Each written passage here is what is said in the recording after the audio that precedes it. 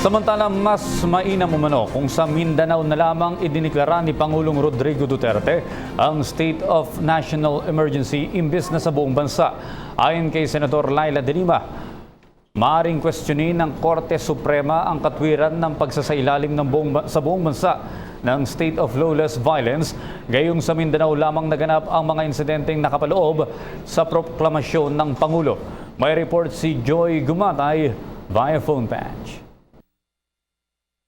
Kinuwestiyon ni Senadora Laila De Lima ang ilang aspekto ng proklamasyong inilabas ni Pangulong Rodrigo Duterte patungkol sa pagdedeklara ng National Emergency on account of lawless violence noong Setyembre 4. Ito ay naganap matapos ang di inaasang pagbomba sa Ross Avenue Night Market sa lungsod ng Davao.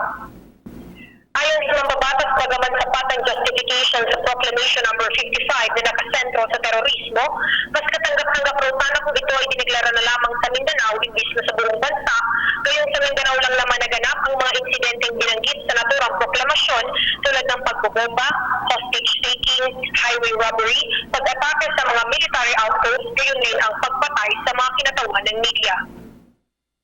At dahil pambansang sakop ng deklarasyon, maaari raw suriin ng Korte Suprema ang justification na nagpapatibay rito tulad ng pag-question nito sa proklamasyon ni dating Pangulo Gloria Macapagal Arroyo ng State of Emergency sa Maguindanao at iba pang apektadong lugar ng hindi inaasahang Maguindanao Massacre noong taong 2009. Para sa PTV News, Joy Gumatay.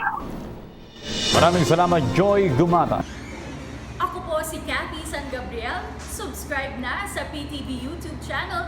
I-click lang po ang subscribe button.